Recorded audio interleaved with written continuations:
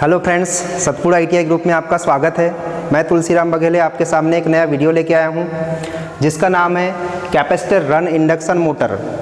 दोस्तों, इसके पहले हमने क्लास में देखा था कैपेसिटर स्टार्ट इंडक्शन मोटर के बारे में भी देखा था और स्प्लिट फेज इंडक्शन मोटर के बारे में भी देखा था।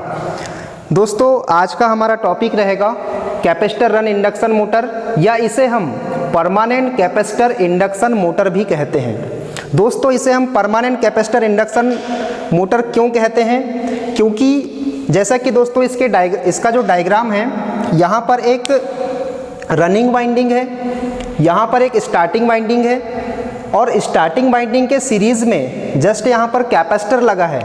दोस्तों, ये कैपेसिटर जो होता है 2 से 2.5 माइक्रोफैराड का होता है। ठीक है दोस्तों, और इसके बीच में यहाँ पर एक स्क्वायरल केज रोटर होता है। स्क्वायरल केज रोटर होता है दोस्तों। जैसे ही हम यहाँ पर इस मोटर को जैसे हम सप्लाई से कनेक्ट करते हैं, जैसे कि दोस्तों यहाँ पर जो दिख रहा है single phase AC 230 volt 50 hertz की यहाँ पे हम सप्लाई दे रहे हैं।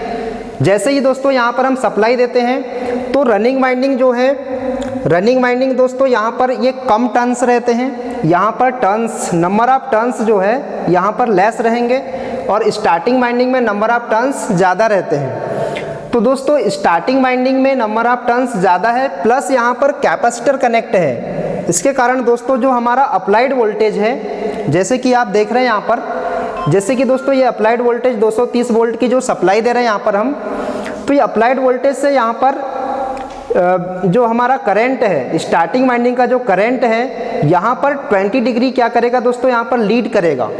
20 डिग्री लीडिंग होगा यहाँ पर। और जो रनिंग वाइंडिंग है, रनिंग वाइंडिंग में दोस्तों हमारा कैपेसिटर कनेक्ट नहीं है, इस कारण यहाँ पर लगभग 70 डिग्री, यहाँ पर दोस्तों 70 डिग्री रनिंग वाइंडिंग का जो करंट है वोल्टेज से, अप्लाइड वोल्टेज से 70 डिग्री क्या करेगा, लैग करेगा।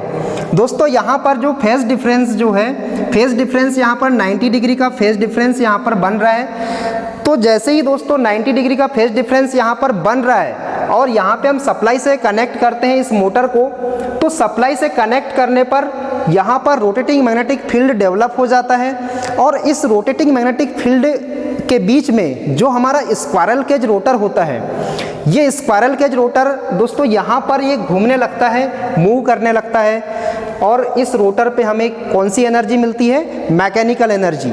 दोस्तों, ये जो मोटर की डेफिनेशन क्या है, इलेक्ट्रिकल एनर्जी को मैकेनिकल एनर्जी में चेंज करने वाली जो मशीन होती है उसे ही हम क्या कहते हैं, मोटर कहते हैं। तो दोस्तों यहाँ पर हम इसे इलेक्ट्रिकल एनर्जी दे रहे हैं, इसका सॉफ्ट घूम रहा है, रोटर घूम रहा है, मीन्स वो क्या है, मैकेनिकल एनर्जी है। तो जैसे कि दोस्तों यहाँ पर इस मोटर का उपयोग हम कहाँ करते हैं, जैसे हमारा सीलिंग फैन हो गया, सीलिंग फैन, टेबल फैन, यहाँ पर इस मोटर का उपयोग हम करते हैं। तो जैसा कि जनरली दोस्तों आपने देखा होगा सीलिंग फैन जो होता है इसमें हम 2 वाइंडिंग करते हैं, एक स्टार्टिंग वाइंडिंग जिसे ऑक्सिलरी वाइंडिंग भी कहते हैं और सेकेंडरी होता है रनिंग वाइंडिंग जिसे हम मेन वाइंडिंग भी कहते हैं।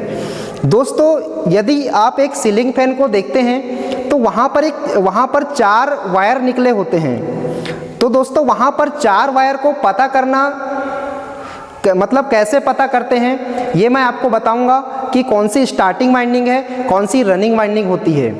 तो दोस्तों यहाँ पर हम पता कैसे करेंगे कि स्टार्टिंग वाइंडिंग कौन सी है और रनिंग वाइंडिंग कौन सी है? तो दोस्तों हम इसके रेजिस्टेंस से हम पता कर सकते हैं। जिस वाइंडिंग का रेजिस्टेंस ज़्यादा होगा वह स्टार्टिंग वाइंडिंग होगी और जिस वाइंडिंग का रेजिस्टेंस कम होगा वह रनिंग वाइंडिंग होती है। तो हम पता कर लेते हैं दोस्तों कि जैसे मान लो मैं यहाँ पर 2 वाइंडिंग्स बना देता हूँ। यहाँ पर ये 2 वाइंडिंग है, यहाँ पर ये दोस्तों स्टार्टिंग वाइंडिंग है, ये रनिंग वाइंडिंग है। दोस्तों यहाँ पर रनिंग वाइंडिंग के 2 सिरे हैं और ये स्टार्टिंग वाइंडिंग के 2 सिरे और रनिंग वाइंडिंग के 2 सिरे। यहाँ पर 4 एंड्स हमें दिखाई दे रहे हैं। यहाँ पर दोस्तों हम कैपेसिटर कैसे कनेक्ट करेंगे ये मैं आपको बताऊंगा। तो सबसे पहले दोस्तों ये हमारा डायग्राम है, इस डायग्राम पे हम देखते हैं, सर्किट डायग्राम है ये हमारा। तो दोस्तों ये सर्किट डायग्राम में हमने क्या किया है, ये हमारी स्टार्टिंग वाइंडिंग है, ये रनिंग वाइंडिंग है। स्टार्टिंग वाइंडिंग का दोस्तों ये हमारा R1 सिरा है, ये वाला, इसको हमने R2 मान लिया है, इसको हमने S1 मान लिया है, इसको S2 मान लिया है। वैसे ही दोस्तों यहाँ पर भी सेम हम इसको R1 मान लेंगे, ये वाला R2 है, मीन्स ये वाला ये R2 हो जाएगा, ये हो जाएगा S1 और ये हो जाएगा S2। क्लियर है दोस्तों?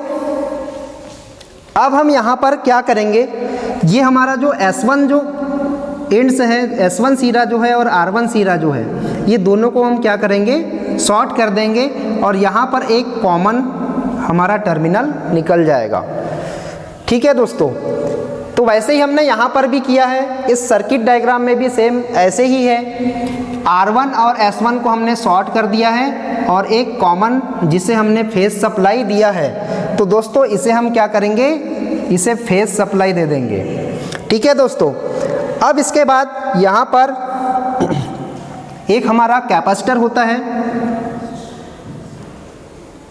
ये दोस्तों हमारा एक कैपेसिटर है। इस कैपेसिटर में दोस्तों हमने क्या किया है, जो स्टार्टिंग वाइंडिंग का जो S2 सिरा है एक कैपेसिटर से कनेक्ट है, तो स्टार्टिंग वाइंडिंग का S2 सिरा जो होता है हमारा ये, इसको हमने क्या किया है, इसको कैपेसिटर से कनेक्ट कर दिया है यहाँ पर, जैसा कि ये सर्किट डायग्राम में दिखाई दे रहा है आपको। इसके बाद दोस्तों कैपेसिटर का जो दूसरा सिरा है वो R2 से कनेक्ट है। कैपेसिटर का दूसरा सिरा जो है ये किससे कनेक्ट हो गया, R2 से कनेक्ट हो गया, और R2 और जो कैपेसिटर का जो दूसरा सिरा है इसे हमने न्यूट्रल सप्लाई दे दिया है। तो ये दोस्तों ऐसे हम फैन का कनेक्शन करते हैं। मीन्स दोस्तों फैन में जो चार सिरे जो निकले होते हैं उसमें ये हमने जाना कि उसे हम उसमें स्टार्टिंग वाइंडिंग कौन सी है, रनिंग वाइंडिंग कौन सी है, कैसे उसमें पता करते हैं और कैसे यहाँ पर कंडेंसर को हम कैसे कनेक्ट करते हैं।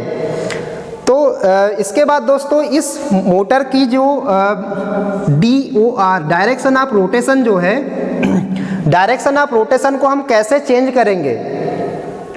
दोस्तों यहाँ पर कोई भी एक वाइंडिंग स्टार्टिंग या रनिंग वाइंडिंग जो है, इसका जो टर्मिनल जो है इसे हम यहाँ पर चेंज कर दें।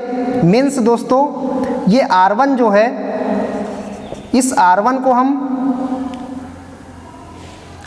को दोस्तों हम ये कैपेसिटर में कनेक्ट कर दें और ये R2 सिरा को यदि हम इधर कनेक्ट कर दें, मीन्स दोस्तों इसको हम यहाँ पर कनेक्ट कर दें और इसको यहाँ पर, तो ये दोस्तों हमारा जो मोटर है, मोटर की जो डायरेक्शन ऑफ रोटेशन यहाँ पर चेंज हो जाएगी।